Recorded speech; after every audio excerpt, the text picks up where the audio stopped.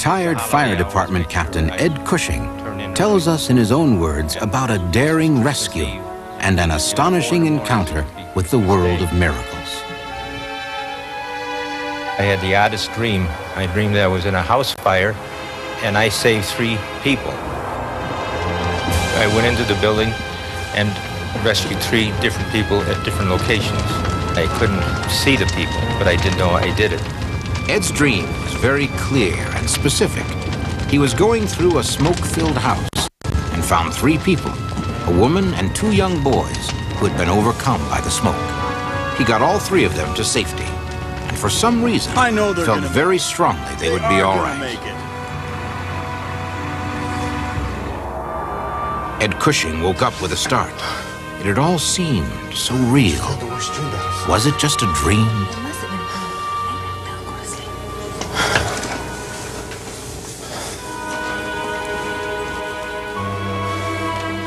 The very next day, Ed was on duty when there was an alarm not very far from the firehouse.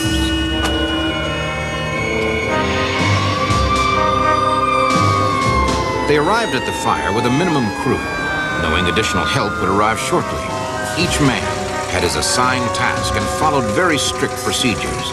But for Ed, this fire was different. As he saw the thick smoke pouring from the house, Ed knew he had to get inside. As he entered the smoke-filled corridor, he realized everything was just the way it had been in his dream. Within moments, he had spotted the body of a young woman. And as he began to carry her outside, he saw another body, just like in his dream. And he knew he'd have to get back quickly if he expected to save him. Ed called to the other firemen to get a hose inside quickly, indicating that there were people in there. He placed his precious cargo on the lawn, then turned and raced back into the building.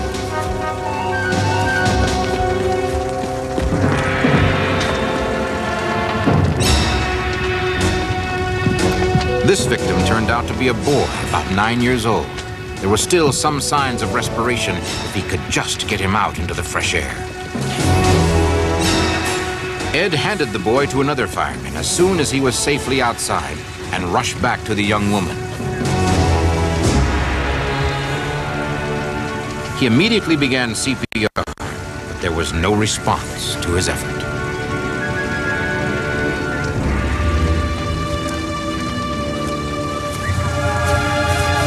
What's the situation here? I got 3 men inside. Fire's almost under control. How long has she been down? I don't know, over 6 minutes. Normally, after 6 minutes without breathing or a pulse, a person is declared clinically dead. But for some reason, Ed couldn't let her go. Please, God, bring her back. Give her one more chance.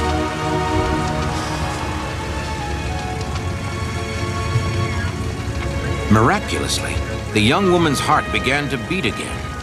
Ed could feel it under his hands.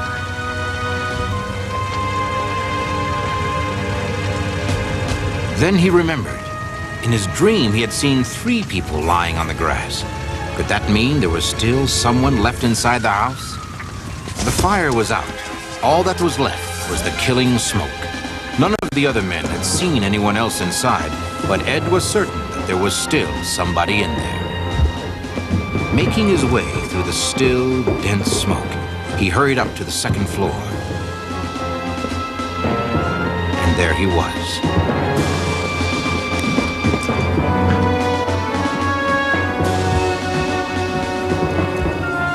A small boy, barely 5 years old. He could detect no pulse, and he knew he had to get him out of there immediately.